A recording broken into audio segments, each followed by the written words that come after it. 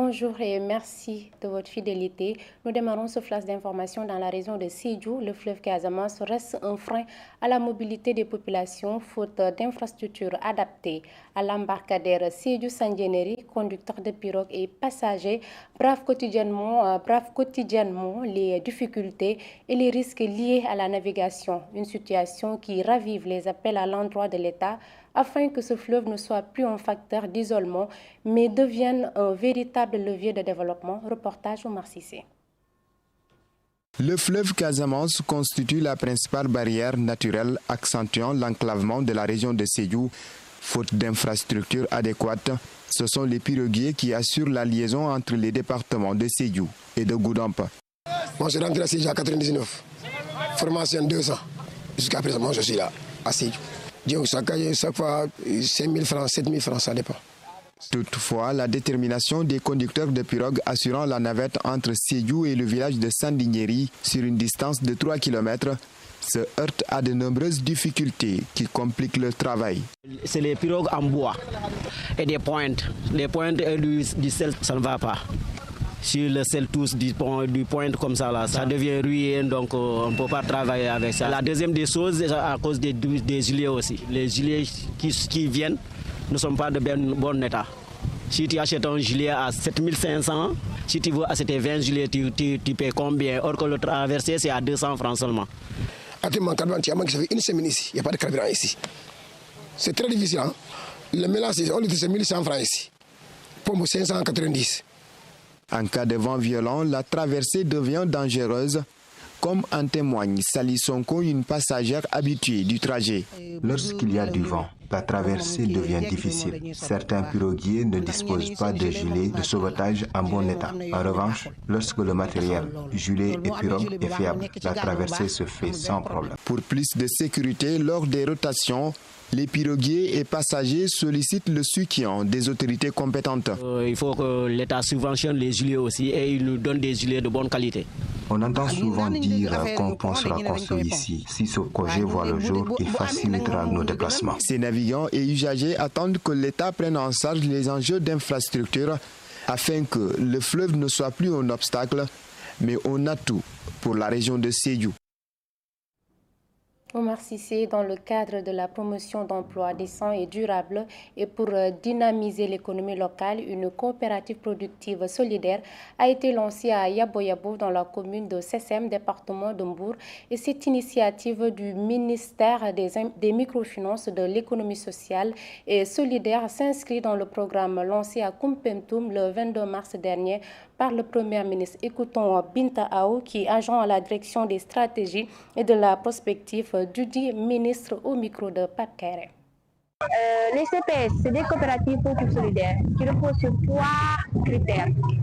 La production solidaire, la mutualisation et l'économie sociale solidaire. Ce sont des organisations collectives qui visent à combiner la production des biens et services avec la promotion de l'inclusion financière. Elles viennent à contribuer à l'allègement des contraintes sociales à travers un système de 30 ans d'achat. D'habitude au ministère, le financement, c'est la fin de chaîne. Ça fait partie de l'accompagnement que le ministère offre à ses acteurs.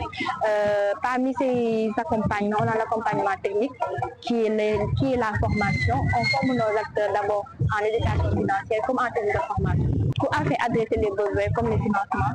Voilà. Au ministère, on a une stratégie, la stratégie de financement ciblé. C'est un nouveau concept qu'on a adopté au ministère pour financer nos acteurs, les acteurs de l'ESS. Et cette stratégie a différentes étapes, voilà, du début jusqu'au suivi en fait. On accompagne l'acteur du début, genre le processus de l'identification et de partir jusqu'au financement. Et on fait le suivi pour voir si le financement est été, voilà. Santé à présent, l'association des journalistes en santé, population et développement a organisé un forum à Jugansort. Cette rencontre avait pour objectif de sensibiliser les femmes leaders communautaires, les Badjanougor et les guides religieux sur les enjeux liés à la santé de la production et à la gestion de la période postnatale. Écoutons Viviane Diatta, qui est le secrétaire général du réseau au micro de Ginette Vaché. Aujourd'hui, nous sommes à Ziguinchor pour parler des effets néfastes à la santé des adolescents et des jeunes, gestion des suites de couches. Pourquoi nous avons choisi ce thème? C'est une pratique qui vraiment fatigue les femmes. Parce qu'après les suites de couches, les femmes sont confrontées à énormément de problèmes. Donc, nous avons jugé nécessaire de venir ici à Ziguinchor pour sensibiliser les leaders communautaires, les femmes, les guides religieux, pour qu'eux, à leur tour, puissent sensibiliser la communauté. Parce que nous savons que si la parole est donnée à leur niveau, s'ils sont sensibilisés, ils peuvent à leur tour faire la sensibilisation auprès de la communauté. Nous avons choisi Ziguinchor parce qu'il y a la pesanteur géographique, économique et sociale. Donc il y a énormément de difficultés, même si aujourd'hui nous savons que la mortalité est en baisse à Ziguinchor, mais il y a énormément de problèmes qui ont vraiment guidé notre choix. Cette caravane également nous a permis de constater que dans le district de Ziguinchor, il y a énormément de problèmes. Il y a beaucoup de postes de santé qui n'ont pas d'ambulance, qui ont des problèmes pour l'achat de médicaments, mais au moins ils ont su relever un défi, c'est-à-dire de la baisse de la mortalité. Il y a également un atout, c'est que la planification familiale a connu un taux vraiment enrichissant ici à Ziguinchor.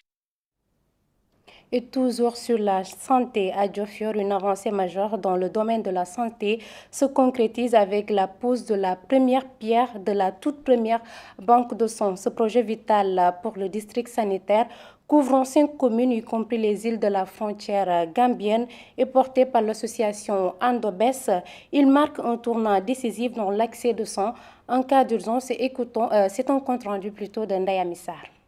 La commune de Diofior franchit une étape majeure avec la pose de la première pierre de sa toute première banque de sang. Cette infrastructure d'une importance vitale pour la population est un projet porté par l'Association des donneurs bénévoles de sang avec le soutien des communes de Diofior du Sénégal et de Panazol de la France. Dans cette zone sanitaire à fort potentiel, souvent confrontée à des urgences obstétricales et pédiatriques, nécessitant des transfusions rapides.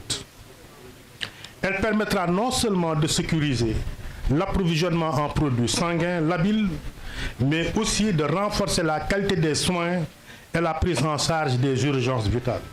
Les deux maires se sont engagés à relever ensemble de nombreux défis à venir, notamment dans le domaine de la santé. Des briefings à mon conseil municipal, à ma majorité municipale, pour voir comment on peut vous accompagner dans les mois, les années et je dirais les décennies. Donc c'est pour ça que j'ai parlé de la coopération, parce que je sais que nous pouvons compter sur cette coopération pour vraiment relever ou réhabiliter ce centre de santé. Le directeur général de la santé a lancé un appel fort à l'endroit de la population en insistant sur l'importance du don de sang.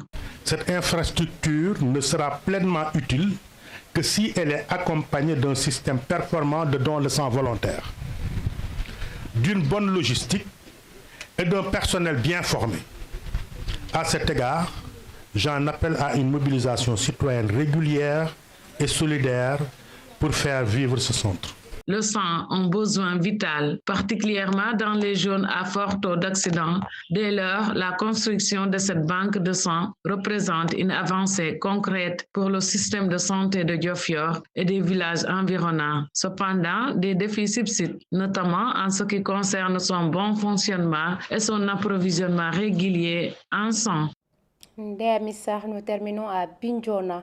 Une rencontre d'information a réuni communauté, acteurs de la santé, inspecteurs de l'éducation et chefs religieux. Les chefs des districts sanitaires de Bignona, Djouloulou et Tchonkessil y ont présenté le plan d'action de la campagne de distribution de moustiquaires imprégnés dans le département. L'autorité préfectorale a lancé un appel à la mobilisation pour assurer la réussite de cette opération et lutter efficacement contre le paludisme. Écoutons Dr Mamadou Lamine Sagna, qui est le médecin-chef du district sanitaire de Bignona, propos recueillis par Jakaria Djedjou. On est à la phase finale des activités préparatoires, dont les activités de la mise en œuvre vont démarrer le 2 avec le recensement des ménages, qui va se passer 5 jours, du 2 au 6. Donc c'est une activité majeure qui va déterminer vraiment la suite de cette campagne. Parce que faire un bon recensement va nous permettre vraiment de faciliter la suite Cela veut dire la distribution des moustiquaires aux ménages. L'objectif, c'est de recenser 100% les ménages et que 100% des ménages reçoivent leur moustiquaires imprégnés d'insecticides. Donc actuellement, on a des données théoriques de l'ANSD. C'est le recensement qui va nous permettre de savoir exactement le nombre de ménages qu'on a au niveau des districts santé de Bignona et le nombre de moustiquaires. Actuellement, on a plus de 30 000 moustiquaires qu'on est en train de distribuer au niveau des postes de santé qui vont mettre ça au niveau de le stock, au niveau des sites de stockage. Le département a deux faciès. On a 3 districts dans le département, le district de Thionck Essyl, Bignona et le district de Bilulu. On a le district de Thionck Essyl qui est dans la zone pré-élimination. Cela veut dire qu'ils ont moins de cas. Sur les 1000 cas, ils ont moins de 5 cas. Sur les 1000 patients, si on prend 1000 personnes, il y a moins de 5 cas qui développent le paludisme dans l'année. Donc, ce qui fait que les résultats sont très bons au niveau de ce district. La transmission est très faible. Seuls les districts de Diouloulou et Thionck Essyl qui sont dans la phase de contrôle. Cela veut dire que si tu prends 1000 personnes, il y a entre 5 et 15 personnes qui vont développer la maladie du paludisme. C'est la fin de ce flash d'information. Merci de l'avoir suivi. L'information continue sur uracsénégal.sn. Merci.